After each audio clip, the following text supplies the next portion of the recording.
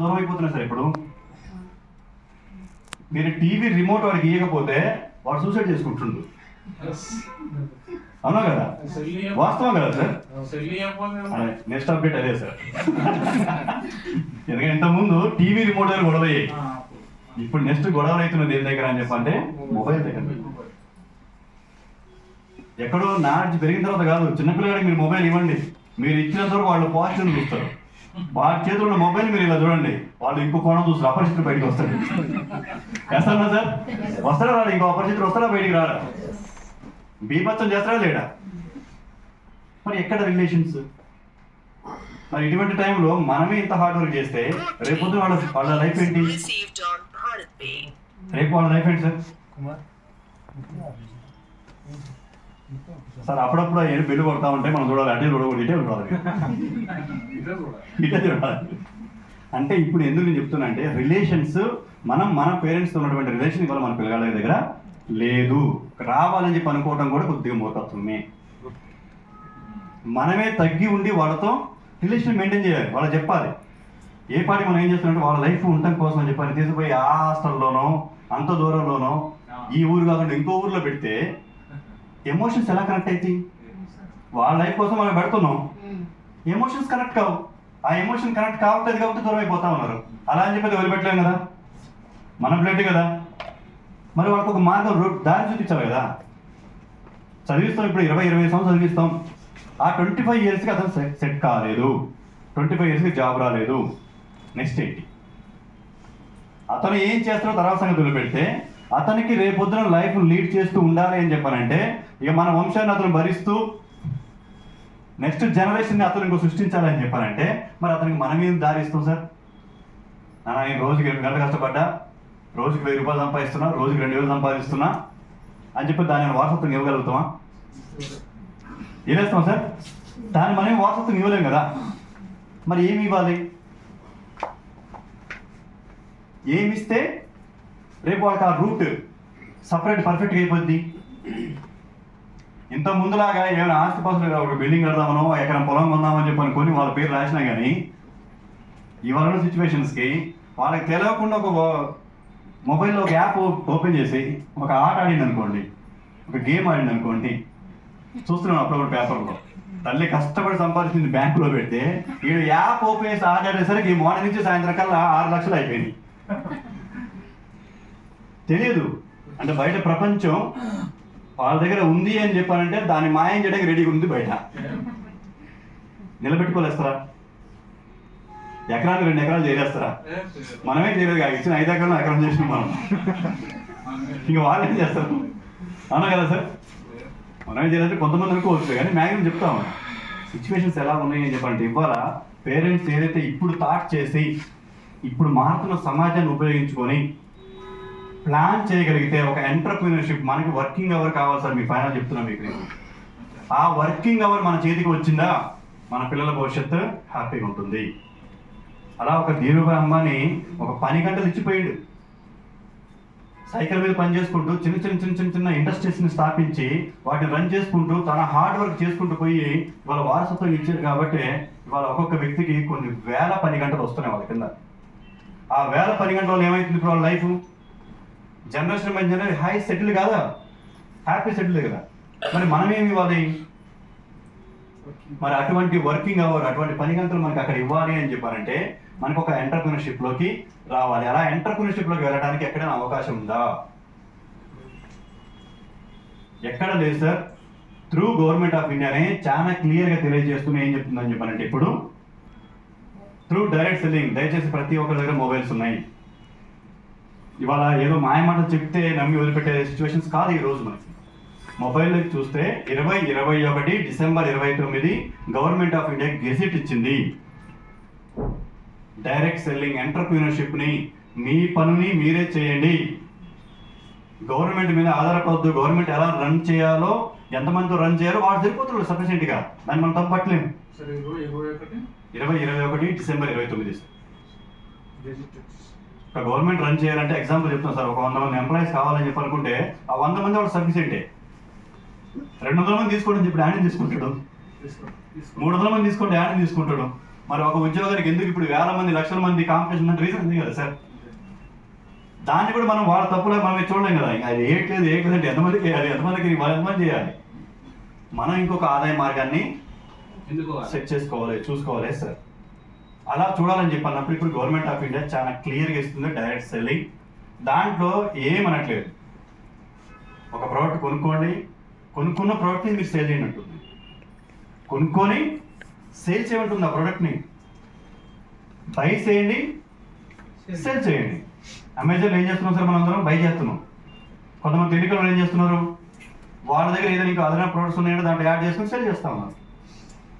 ఇలా యూట్యూబ్లో ఆడవాళ్ళు ఏం చేస్తున్నారు, టాలెంట్ సేల్ చేస్తున్నారు. మంచి టమాటా పచ్చడి, నేను చేసే టమాటా పచ్చడి అందరి పచ్చడి కంటే చాలా డిఫరెంట్గా ఉంటుంది అని చెప్పి ఒక క్యాప్షన్ పెట్టగానే కొన్ని వందల మంది చూస్తున్నారు. ఎసరమ్మా, కొన్ని వందల మంది చూస్తున్నారు, కొన్ని వేల మంది చూస్తున్నారు. దాన్ని చూసిన దానికి తగ్గట్టుగా ఇన్కమ్ ఎంత చేయగలుగుతున్నారు, వాళ్ళ టాలెంట్. ఇప్పుడు సెల్ చేయకుండా ఏది లేదు. సో అలాగా మనం బై చేసిన వస్తువుని ఇంకొకరికి సెల్ చేయగలిగితే ఒక మంచి ఇన్కమ్ తీసుకునే ఆపర్చునిటీ. ఓకే సార్, అర్థమైంది సార్. ఎంటర్ప్రినర్షిప్ అంటే ఇది మెయిన్ రీజన్ కాబట్టి ఒకదాన్ని ఇంతసేపు చెప్తున్నాను మీకు. సో ఇక్కడ మన కంపెనీ వచ్చేసరికి విక్టస్ లైఫ్ సైన్సెస్. దీన్ని ఇక్కడ విక్టస్ అని చెప్పానంటే ఒకటే విజేతలు అని చెప్పానంటాం, వారియర్స్. అంటే ఒక విజేతల సమూహంగా కంపెనీ ఉండాలి అని చెప్పిన ఉద్దేశంతో విక్టస్ లైఫ్ సైన్సెస్ అని చెప్పినది తీసుకుని వచ్చాం. ఇది స్థాపించినటువంటి వ్యక్తులను కూడా ఇదే సెక్టార్లో స్టార్టింగ్ మీలాగా వచ్చి కూర్చొని విని విని విని విని విని వాటిలో మాస్టర్స్ అయ్యి ఇవాళ ఎటువంటి ప్రోడక్ట్ తీసుకురాగలిగితే పీపుల్కి ఉపయోగపడుతుంది, ఎటువంటి కాంపన్సేషన్ ప్లాన్, బిజినెస్ ప్లాన్ ఎలా ఉండగలిగితే స్పీడ్ గ్రోత్ వస్తుంది అనే దాని మీద ఆలోచించి తీసుకొచ్చాం. అండ్ ఇక్కడ కంపెనీ యొక్క మెయిన్ విజన్ చూడండి సార్. ఇక్కడ ఏంటి మన విజన్, ఇప్పుడు నేను మీకు ఏది చెప్పానో అదే. ఒక ఆర్డినరీగా ఉన్నటువంటి లైఫ్ని ఎక్స్ట్రాడినరీగా చేయాలి అని చెప్పానంటే బయట మనకి ఎటువంటి అవకాశం లేదు. దీంట్లో మనం అందరం కలిసి మనం ఇప్పుడు మ్యాక్సిమం ఒక పర్సన్ సెలబ్రేషన్ కోసం మనం ఇక్కడికి వచ్చినాం. కానీ ఆ ఒక్క పర్సన్ యొక్క సెలబ్రేషన్ చేస్తుంది ఎవరు అని చెప్పారంటే అతని పైన వర్క్ చేస్తున్న వాళ్ళు అందరూ కలిసి ఆయన సెలబ్రేషన్ చేస్తున్నారు. బయట ఎక్కడ కూడా ఒకళ్ళు సక్సెస్ అయ్యారు అని చెప్పంటే ఫ్యామిలీ ఉన్న వాళ్ళకి సగం మందికి ఇష్టం ఉండదు. అవునా కదా సార్, ఫ్యామిలీలో సగం మందికి ఇష్టం ఉండదు మేము. కానీ ఇవాళ ఎక్కడో కింద ఒక పర్సన్ సక్సెస్ అయ్యని చెప్పారంటే ఆయన పైన ఉన్న వాళ్ళు అందరూ కలిసి ఆ సక్సెస్ మా సక్సెస్ లాగా ఇవాళ అందరూ వచ్చి కూర్చొని మాట్లాడుకుంటాం. అంటే ఇద్దరు కలిసి ముందుకు వెళ్ళగలిగేది, వన్ బై వన్ సపోర్ట్ చేసుకుంటూ ముందుకు వెళ్ళగలిగేది. అండ్ మెయిన్ ఇక్కడ మిషన్ చూడండి, విజన్ అనేది ఇద్దరం కలిసి వర్క్ చేసుకుంటూ సక్సెస్ అయ్యేది అనేది మన విజన్ అయితే, ఇక్కడ మన మిషన్ ఏంది, ఇక్కడ ఏదైతే మన భారతదేశానికి ప్రాముఖ్యంగా ఉన్నటువంటి ఆయుర్వేదం ఉందో ఆ ఆయుర్వేదాన్ని త్రూ ఇండియా నుంచి ప్రపంచ దేశాలకి తెలియజేయాలని చెప్పాలని మన విజన్. గొప్ప విజన్ కదా సార్ అది. ఏమైనా మనం ఇక్కడ వేరేటువంటి వస్తువులు మనం ఇక్కడ ఎక్స్పోర్ట్ చేయట్లా, బాడీకి హానికరమైన చేయట్లేదు. మన దగ్గర ఏదైతే నాలెడ్జ్ ఉందో ఆయుర్వేదానికి పుట్టినిల్లు భారతదేశం, అవునా కదా సార్ ప్రపంచానికి. మన దగ్గర ఉన్నటువంటి ఆయుర్వేద క్వాలిటీని ఇప్పుడు మనం ఏం చేస్తున్నాం, ఇక్కడ నుంచి ప్రపంచ దేశాలకి మన దగ్గర యూజ్ చేస్తూ ప్రపంచ దేశాలకి ఎక్స్పోర్ట్ చేయాలి, తీసుకుపోవాలి వాటర్. అది ఇక్కడ ఉన్నటువంటి మన మిషన్. అండ్ అలాగే ఇక్కడ చూడండి, ప్రజెంట్ చూస్తే do you find your struggles in health and work related stress. ఇవాళ ప్రస్తుతం సమాజంలో ఇక్కడ చూడండి, ఇక్కడ ఏమవుతుంది, అన్సర్టనిటీ ఆఫ్ ఫ్యూచర్. ఇందాక చెప్పా 25 సంవత్సరాలు చదివినా కానీ రేపు పొద్దున భవిష్యత్తు ఏంటి అని చెప్పి క్వశ్చన్ మార్కే. ఎస్ సార్ అమ్మా, ఇందాక మేడం అన్నది బీటెక్ అయిపోతే ఏం చేయాలమ్మా అని. ఎగ్జాంపుల్, ఒక క్వాలిఫికేషన్ చదవాలి, కానీ దాని తర్వాత ఏంటి అని చెప్పారంటే ముందు ఓకే ఎంటెక్ వెళ్ళిపోతామా, తర్వాత ఇంకోటి వెళ్తామా, తర్వాత ఎంఎస్కి వెళ్తామా, ఇంకా ఒక ఉంటుంది. కానీ వాటన్నిటి తర్వాత అల్టిమేట్ ఏంటి అని చెప్పారంటే ఇన్కమ్ ఎర్నింగ్ అనేది ఫస్ట్ అల్టిమేట్ ఉంటుంది. సో దాని దగ్గర ఎన్నో స్ట్రగుల్స్ ఉంటాయి, కొద్ది విషయం కాదు. పేరెంట్స్ ఎంకరేజ్ చేస్తే ముందుకు వెళ్తాం, పేరెంట్స్ ఎంకరేజ్ లేదు అని చెప్పి అనుకుంటే అందరూ అయిపోతాము. నెక్స్ట్ చూడండి, జాబ్ సెక్యూరిటీ. పోనీ చేస్తున్న జాబ్ సెక్యూరిటీ ఉందా, గ్యారెంటీ చెప్పగలుగుతామా? ఒక వైరస్ రాగానే ప్రపంచంలో ఉన్నటువంటి ఎన్ని జాబ్లు పోయినాయి సార్. వైరస్ వచ్చి అన్ని జాబులు తీసుకుపోయింది. వైరస్ రాకుండా ఇప్పుడు ఏఐ వచ్చిన తర్వాత, ఆర్టిఫిషియల్ ఇంటెలిజెన్స్ వచ్చిన తర్వాత 100 మంది చేసే పని ఒక మిషన్తో చేపిస్తున్నారు. ఇప్పుడు ఆ మిషన్ ని కంట్రోల్ చేయగలిగే సామర్థ్యం ఉన్నవాడికి జాబ్. పాయింట్ అర్థం చేసుకోండి సార్. 100 మంది చేసే పని ఒక మిషన్ చేస్తుందని చెప్పాలంటే ఇప్పుడు ఆ మిషన్ని కంట్రోల్ చేయగలిగే సామర్థ్యం నాలెడ్జ్ ఉన్నటువంటి వాడికి వాళ్ళ లైఫ్. మరి ఆ ఏ వైపు మనం అడుగు పెడుతున్నామా, ఆ ఆర్టిఫిషియల్ ఇంటెలిజెన్స్ మనం అడుగు పెడుతున్నామా అని చెప్పారంటే ఆ ఆర్టిఫిషియల్ ఇంటెలిజెన్సీలో ఆల్రెడీ డెవలప్ అయినటువంటి కంట్రీలే 5వ ర్యాంకులో 6వ ర్యాంకులో ఉంటున్నాయి. ఇంకా మనం అభివృద్ధి చెందిన జాబితాలోకి పోలేదు. మనం అభివృద్ధి చెందిన జాబితాలోకి మనం వెళ్ళలేదు కదా, ఆడికి వెళ్ళలేదని చెప్పండి పరిస్థితి ఏంటిది. అండ్ నెక్స్ట్ ఇక్కడ చూస్తే stress, health issues, increase over, ఇక ఎన్ని రకాల చూడాలో అన్ని రకాలుగా ప్రాబ్లమ్స్ బయట మనం ఫేస్ చేస్తాం సార్. అది పొల్యూషన్ కావచ్చు, జంక్ ఫుడ్స్ కావచ్చు, ఎలక్ట్రానిక్ గూడ్స్ కావచ్చు, మెడిసిన్ కావచ్చు. అంటే ఇవన్నీ కూడా మనకి ఎక్కడ ప్రభావితం చేస్తున్నాయని చెప్పారంటే మన హెల్త్ మీద ప్రభావితం చూపిస్తున్నాయి. మన హెల్త్ మీద ప్రభావితం చూపించాలి. ఇక్కడ మీరు చూడండి, ఈ పైన కనిపించిన ప్రాబ్లమ్స్ అన్ని కూడా చూడండి సార్. ఏంటి పైన కనిపించే ప్రాబ్లమ్స్ అన్ని కూడా? డిసీజులు కాదు, డిజార్డర్స్. బాడీలో ఉన్న ఒక ఆర్గాను పని చేయకపోవటం డిజార్డర్. ఆర్డర్లో లేకపోవడం డిజార్డర్. గుండె ఆర్డర్లో పనిచేయాలి, it is a disorder. Thyroid ఆర్డర్లో వర్క్ చేయాలి, it is disorder. PCOD problems, gynaec problems, health issues, ఇవన్నీ కూడా ఒక దోమల ద్వారా, ఈగల ద్వారా, పిల్లుల ద్వారా, ఎలకల ద్వారా వస్తే వ్యాధి, దాని డిసీజ్ అంటాం.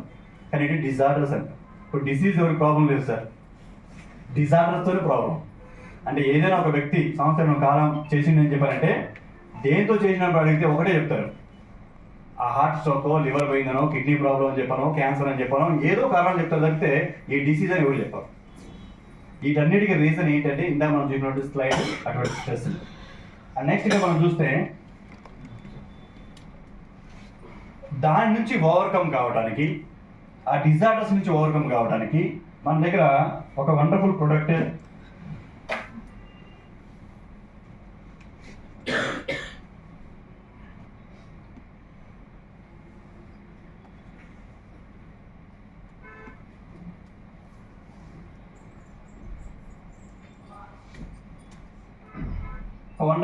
ఉంది సార్. అంటే ఈ ప్రొడక్ట్ ఏం చేస్తుంది, ఒక ఎంటర్‌ప్రెన్యూర్‌షిప్ని క్రియేట్ చేయగలిగిద్దా? కొద్దిగా జాగ్రత్త, ఈ ఒక 30 మినిట్స్ సార్. ఈ యొక్క ప్రొడక్ట్ ఒక ఎంటర్‌ప్రెన్యూర్‌షిప్ని మనకి క్రియేట్ చేయగలిగిద్దా? వినండి, విన్న తర్వాత మీరే చెప్పండి ఇది క్రియేట్ చేసిద్దా లేదా అని చెప్పాను. ఎందుకు అని చెప్పారంటే ఈ ప్రొడక్ట్లో ఒక 34 రకాల ఇంగ్రీడియంట్స్ ఉన్నటువంటి ఒక ప్రొడక్ట్ని, ఇదంతా గాజు సీసా. దీంట్లోనే ఇప్పుడు ప్రొడక్ట్ ఎగ్జాంపుల్ గాజు సీసా మనం చూస్తాం. ఒక గాజులో 34 రకాల ఇంగ్రీడియంట్స్ ప్రపంచవ్యాప్తంగా అభివృద్ధి చెందినటువంటి దేశాలతో సహా కూడుకొని, ఏషియన్ కంట్రీస్ సహా కూడుకొని ఒక క్వాలిటీ ఆఫ్ ఇంగ్రీడియంట్స్ని ఇప్పుడు మనం దాంట్లో పెట్టాం. దీనివల్ల ఉపయోగం ఏంటిది అవన్నీ తెలుసుకునే ముందు ఇక్కడ చూడండి.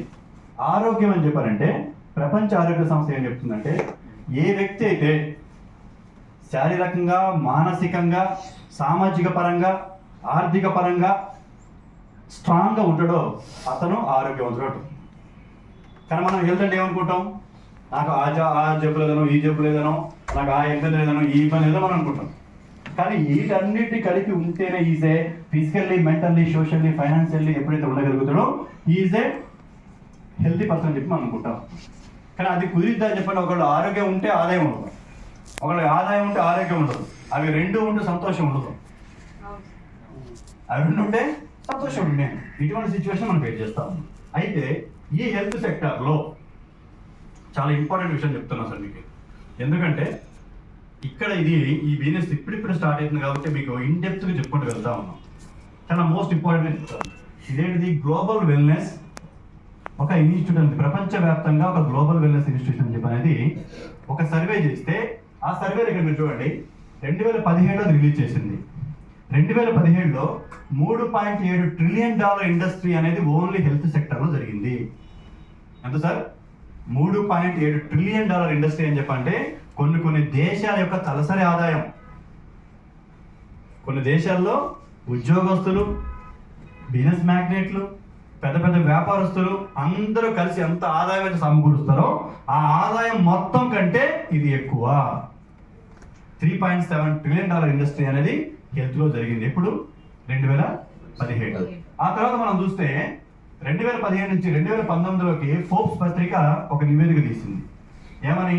3.7 నుంచి $4.2 ట్రిలియన్ ఇండస్ట్రీ జరిగింది. ఏ సెక్టార్లో సార్? Health sector. 2017కి 19కి ఎంత గ్యాప్ ఉంది సార్? 2 సంవత్సరాల్లోనే ఎంత మనకు అక్కడ అయిపోయింది? 4.2% అయిపోయింది. అంటే ఇంకొక 5% డెవలప్ అయింది. ఇంకొక $5 ట్రిలియన్ ఇండస్ట్రీ అనేది డెవలప్ అయింది. ఆ తర్వాత తీసుకుంటే ఇక్కడ మీరు చూడండి, మోస్ట్ ఇంపార్టెంట్ 2022 పోయిన సంవత్సరం 2022. ఈ 2022లో ఎంత బిజినెస్ జరిగింది అని చెప్పారంటే దాంట్లో మీరు చూస్తే ఇక్కడ ఎంత సార్? 5.6. 4.2 నుంచి 5.6 జరిగింది సార్. ఇది ప్రపంచవ్యాప్తంగా జరుగుతుంది. దానికి నాకు సంబంధం లేదు సార్. కరీంనగర్లో బడ్జెట్ పక్కన కూర్చుంటే అనుకుంటాం లేదు. కొంతమంది జనరల్గా థాట్ వస్తూ ఉంటుంది, అది ఎక్కడో ప్రపంచవ్యాప్తంగా జరుగుతూ ఉంటే, అది పోతూ ఉంటే, ఈ టైంలో సాయంత్రం టైంలో మనం వీళ్ళ కూర్చొని డిస్కషన్ ఏంటి అవసరమా? దాంట్లో కరోనా వైరస్ చైనాలో వచ్చింది. అదే కదా, ఆల్రెడీ ఉన్నాం సార్. ఎగ్జాంపుల్ చూడండి, అక్కడ జరుగుతుంది ఈజ్ గ్లోబల్లో ఇండియా కూడా ఒకటి కదా. మీరు ఇప్పుడు దాకా మనం బై చేసిన వాటిల్లో లేదా మన కంటితో చూస్తున్న వాటిల్లో ఈ ప్రోడక్ట్ వాడండి, దీని ద్వారా ఈ బెనిఫిట్ జరిగింది అనే పదం మీరు ఫేస్బుక్లో చూడలేదా? ఈ గ్లూటెన్ సోప్ వాడండి, మొత్తం తెల్లగా వచ్చేస్తాం. ఈ షాంపూ వాడండి, ఈ హెయిర్ ఆయిల్ వాడండి, చూస్తున్నావా లేదమ్మా? మరి వాటిల్లో ఏదో కొనవా లేదా? మనం ఏదో సూపర్ మార్కెట్లో కొనవా లేదా? ఏదో ఐటమ్ కొంటున్నావా లేదా? మరి అవన్నీ హెల్త్ కిందకి వచ్చినాయి కదా, ఆ సెక్టర్ల కిందకి వచ్చినాయి. అంటే మనకి తెలియకుండా మనం కూడా దాంట్లో భాగం అయిపోయి అని కొంటున్నాం. సో 2022కి వచ్చేసరికి దాని యొక్క డెవలప్మెంట్ ఎంత జరిగిందంటే 5.6 జరిగింది. అంటే నెక్స్ట్ చూస్తే ఇక్కడ చూడండి, 22 నుంచి 27 జరగబోతుందో అయిపోయిందా సార్? ఇప్పుడు దాకా మనం ఏం చేసినాం? జరిగింది చూసినాం. 22 నుంచి 27 వరకు వచ్చేసరికి దాని యొక్క గ్రోత్ రేట్ అని చెప్పి అనేది ఆల్రెడీ ఇప్పుడు 17.4% వచ్చేసింది. ఎంత సార్? 17.4%కి వస్తుంది. ఇంకా పోయేదానికి దాని యొక్క సక్సెస్ రేషియో అనేది హైగా డెవలప్ అవుతుంది. హైగా ఇంకా డెవలప్ కాబోతుంది. 2027కి వచ్చేసరికి దాన్ని మనం ఇప్పుడు అంచనా వేయలేము అనేటువంటి ఆలోచనకి ఒక రిలీజ్ అనేది చేస్తా ఉన్నారు. దీంట్లో మీరు చూస్తే దాంట్లో టూరిజం కావచ్చు, హెల్త్ డిపార్ట్మెంట్స్ కావచ్చు, ఇక ఎన్ని రకాల ప్రోడక్ట్లు కావచ్చు, A to Z హెల్త్ మీదనే ఎక్కువ బిజినెస్ జరుగుతుంది. ఈ సెక్టర్ చాలా ఫాస్ట్గా డెవలప్ అవుతుంది. ఇక్కడ ఒక విషయం ఏంటంటే, మీకు తెలుసో తెలియకనో లేదా మన మిత్రుల ద్వారానో మన రిలేషన్ ద్వారానో ఇక్కడ మనం అటువంటి సక్సెస్ఫుల్గా పోతున్నటువంటి ఆ సెక్టర్ గురించి మనం డిస్కస్ చేస్తున్నాం. మనం దాంట్లో భాగస్వాములు అవుతున్నాం. సో ఒకసారి బ్యాక్గ్రౌండ్ అప్లాస్ అయితే మనం ఇవ్వాలి కదా దానికి. అంటే ప్రపంచవ్యాప్తంగా అభివృద్ధి చెందుతూ వెళ్తున్నటువంటి సెక్టార్ గురించి ఇలా మనం డిస్కస్ చేసుకుంటూ దాంట్లో ఒక భాగం అవుతున్నాం మనం. అండ్ ఇక్కడ మనం చూస్తే let food be the medicine and medicine be the food. ఏంటి సార్ అది? అక్కడ let food be the medicine and medicine be the food. ఆహారము ఔషధంగా ఏం చేయాలి? ఆహారమే ఔషధంగా పనిచేయాలి, కానీ ఔషధం ఆహారంగా పనిచేయకూడదు. ఆహారం ఏం కావాలి సార్ మనకి? ఔషధంగా పనిచేయాలి. ఇంకో పాయింట్ ఏంది? ఔషధమే ఆహారంగా పనిచేస్తుంది. మరి ఎవరికి ఆహారం ఔషధంగా పనిచేస్తుంది? ఇప్పుడు ఎవరికి ఔషధమే ఆహారంగా పనిచేస్తుంది? ఏలియన్స్కా లేదా అనదర్ బ్రీడా? మన పూర్వపదార్థం తీసుకుంటే, మన పూర్వీకులు తీసుకుంటే వాళ్ళకి ఆహారం అనేది ఔషధంగా పనిచేసింది. అందరూ అంగీకరిస్తారా లేదా సార్? మన పూర్వీకులకి ఆహారమే ఔషధంగా పనిచేసింది, కానీ మనకిప్పుడు ఔషధమే ఆహారంగా పనిచేస్తుంది. మనకి ప్రతి ఫ్యామిలీలో ఒక మెడికల్ షాప్ ఉందో లేదండి? చిన్నపాటి కిడీ మెడికల్ షాప్. ఇంతకుముందు కిడీ బ్యాంక్స్ అనేవాళ్ళం, పిల్లగాళ్ళకి రూపాయి వేసుకునేలాగా. ఇప్పుడు కిడీ మెడికల్ షాప్ ఉందో లేదా ప్రతి ఒక్కరి ఫ్యామిలీలో? మెడికల్ షాప్ లేకుండా, చిన్నపాటి మెడికల్ షాప్ లేకుండా ఏ ఫ్యామిలీ లేదు. అంటే ఇలా మెడిసినే ఏమవుతుంది కంప్లీట్గా వాళ్ళకి, ఆ మెడిసినే ఎంటైర్ వాళ్ళ లైఫ్ లీడ్ చేసేలాగా అవుతా ఉంది. అంటే ఇక్కడ మనం చూస్తే చూడండి, living long dying short. Living long dying short. ఏంటి లివింగ్ లాంగ్ అని చెప్పాలంటే? లివింగ్ లాంగ్ అంటే చనిపోయేంత వరకు కూడా మేము చనిపోతున్నాం అనే విషయం వాళ్ళకి తెలియకపోవడం,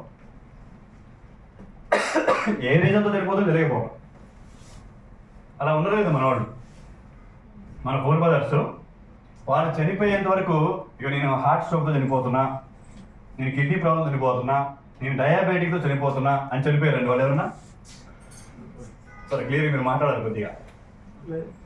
ఉన్నారా అలాగే ఎవరైనా? అనుకుందాం ఒక 10లో ఒక 5% అనుకుందాం. ఆ టైంలో 10లో ఏదో 100లో ఒక 5% అనుకుందాం సార్ ఆ టైంలో. కానీ ఇప్పుడు చనిపోతున్న వాళ్ళల్లో మ్యాక్సిమం పీపుల్ ఏమనుకుంటున్నాం మనం? Living short, dying. కొన్ని రోజులు ఆరోగ్యంగా ఉండి వాళ్ళ జీవితంలో వాళ్ళకి తెలుసు దేనివల్ల చనిపోతున్నారు కదా సార్? వాళ్ళకి తెలుస్తుందో లేదమ్మా, నాకు డయాబెటిక్ ఉంది, నేను దీనివల్లనే, లేదా ఒక క్యాన్సర్ ఉంది, లేదా ఇంకొక డిజార్డర్ ఉంది, వాళ్ళు ముందు ఫిక్స్ అవుతారు లేదా? రేపు పొద్దున నేను ఇక్కడి నుంచి వదిలిపెడుతున్నా లేదు, దేనివల్ల? ఫలానా డిసైడర్ వల్ల. మరి వాళ్ళకి వీళ్ళకి తేడా ఏంటిది? ఫుడ్. ఇక్కడ మనం ఆలోచించాల్సింది సార్, దానికి దీనికి మధ్య ఏంటి డిఫరెన్స్, ఏంటి తేడా ఏంటిది? ఆ బ్రీడ్ వేరే, ఈ బ్రీడ్ వేరే కాదు కదా, సేమ్ కదా. అన్ని ఆర్గాన్స్ సేమ్, అంత లైఫ్ స్టైల్ సేమ్, కానీ చేంజ్ ఎక్కడ వచ్చింది?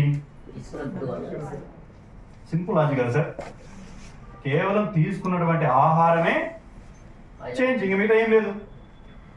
టెక్నాలజీ అంటారా, ఎంత టెక్నాలజీ డెవలప్ అయినా ఆ టెక్నాలజీ అనేది డెవలప్ కాని టైంలో ఉన్నటువంటి హెల్దీ లైఫ్ని ఇప్పుడు మనం లీడ్ చేయట్లేదు, అవునా కదా? ఆ టైంలో ఎటువంటి హెల్దీ లైఫ్ లీడ్ చేశారు, ఇవాళ ఎటువంటి హెల్దీ లైఫ్ మనం లీడ్ చేస్తా ఉన్నాం. అన్నీ ఉన్నాయి. ఇప్పుడు మీరు ఇంటి దగ్గర స్టార్ట్ అయ్యారు బండి ఎక్కి, డైరెక్ట్గా ఇక్కడికి వచ్చి లోపల పార్కింగ్ పెట్టిన దగ్గర కాల్ కింద పెట్టారు, అవునా కదా? వాకింగ్ లేదు, లేదు, ఏది లేదు. ఏడకు వచ్చేదాకా లేదు. ఆయన చెప్పిన కరెక్టే సార్ చెప్పింది. లిఫ్ట్ అయి బైక్ కూడా పెట్టుకుంటారు కదా, నేను స్విచ్ నొక్కినాం, ఎక్కినాం, ఎడ దిగినాం. అంటే ఇంత టెక్నాలజీ వస్తే ఇంకా ఆరోగ్యం మెరగాలి కదా, ఏమి జరుగుతుంది సార్? విషయం అర్థమవుతుంది కదా సార్? అంటే ఆ టైంలో వాళ్ళు తిన్న క్వాలిటీ ఫుడ్ వల్ల ఎక్కువ రోజులు హ్యాపీగా ఆరోగ్యంగా బతకగలిగారు. కానీ ఇవాళ మనకి అటువంటి క్వాలిటీ ఫుడ్ దొరకట్లేదు. కాబట్టి ఏం చేస్తున్నాం మనం? ప్రతిరోజు చేస్తూ బతుకున్నట్టే. ఇక్కడ చూద్దాం, దానికి రీజన్ ఏంటిదని, ఇక్కడ ఏదైతే ఒక పురుగుల మందులు కొడుతున్నారో దేనికోసం కొడుతున్నారు? మరి జనాభా పెరిగిందండి, మరి పెరిగిన వాళ్ళకి కావాల్సిన బట్టి ఏం కావాలి? ఇప్పుడు అక్కడ ఏమైంది? డిమాండ్ పెరుగుతుంది, దానికి తగ్గట్టు సప్లై ఉండాలా లేదా? డిమాండ్ తగ్గట్టు సప్లై లేకపోతే ఆహార కొరత వస్తుంది. మరి ఆహార కొరతని ఫుల్ఫిల్ చేయడం కోసం మేధావులు ఏం చేశారంటే 1950s ఆ టైంలో నూతన వంగడాలు సృష్టించారు. వాళ్ళ ఉద్దేశం మంచిదే, కొంత ఆహార కొరతను తీర్చాలంటే ఇది రీజన్ చెప్పాను. కానీ దాన్ని ఇంకొంత మేధావులు ఏం చేశారని చెప్పారంటే, ఆ నూతన వంగడాలు సృష్టించిన దాంట్లో కూడా కల్తీని మొదలుపెట్టి వాళ్ళు ప్రాసెస్ ప్రకారం ఎకరానికి 20 బండే దగ్గర 30 బండేయండి అని చెప్పారంటే, 20 బండే దగ్గర 20కి ప్లస్ ఇంకో 30 చేసి 50 బండిస్తున్నారు. దానికి కావాల్సినటువంటి పెస్టిసైడ్స్, డిఫరెంట్ టైప్ ఆఫ్ పురుగు మందుల్ని వాడుతూ వాటి యొక్క వ్యాధి నిరోధక శక్తిని పెంచుతూ డిఫరెంట్ మందులు కొడుతూ ఇలా వ్యవసాయం చేస్తారు. నాట్ ఓన్లీ వ్యవసాయం, through out world, not only India, ప్రపంచవ్యాప్తంగా అదే ఉంటుంది. అయితే ఇక్కడ ఒక మెయిన్ ఇంపార్టెంట్ రీజన్ ఒకటి చూడండి. ప్రపంచ ఆరోగ్య సంస్థ ఏం చెప్తుందని చెప్పాలంటే, ప్రతి సంవత్సరం కేవలం పురుగుల మందులు కొడుతున్నప్పుడు వచ్చినటువంటి ఆ విషవాయువుని పీల్చి చనిపోతున్న వాళ్ళ సంఖ్య 2,20,000 మంది. ఎంతమంది సార్? 2,20,000 మంది కేవలం కొడుతున్నప్పుడు వస్తున్నటువంటి ఆ వాసన పీల్చి చనిపోయిన వాళ్ళు. అంటే ఎటువంటి హానికరమైనటువంటి ఫుడ్ మనం తీసుకుంటా ఉన్నాం. లైక్ ఇప్పుడు మనం తీసుకున్న డ్రింక్స్, అది మీరు ఏ కూల్ డ్రింక్ అయినా తీసుకోనండి, ఏదైనా మీరు బయట తీసుకున్న డ్రింక్ ఇంట్లో తయారైంది కాకుండా, మేబీ ఇంట్లో తయారైన దాన్ని కూడా 50% అయ్యే ఉన్నాయి. బయట మనం ఏది తాగినా ఆ తాగిన దాంట్లో కంప్లీట్ ఉన్న ఏంటంటే, you don't want eat 22 pack of sugar by your drinking them. ఒక కూల్ డ్రింక్ తాగితే 22 ప్యాక్స్ ఆఫ్ షుగర్ని డైరెక్ట్గా మనం తీసుకున్నట్ట. అలాగే ఇక్కడ మనం చూస్తే టోటల్ అవి తీసుకోవడం ద్వారా ఏదైతే మనం డ్రింక్స్ తీసుకుంటామో, పిజ్జాలు, బర్గర్లు మనం తీసుకుంటున్నామో, అవి కన్జ్యూమ్ చేయడం ద్వారా దానివల్ల ఎంటైర్ టోటల్ బాడీ ఆర్గన్స్ అన్ని డ్యామేజ్ అవుతున్నాయి. ఇక్కడ మనం చూస్తే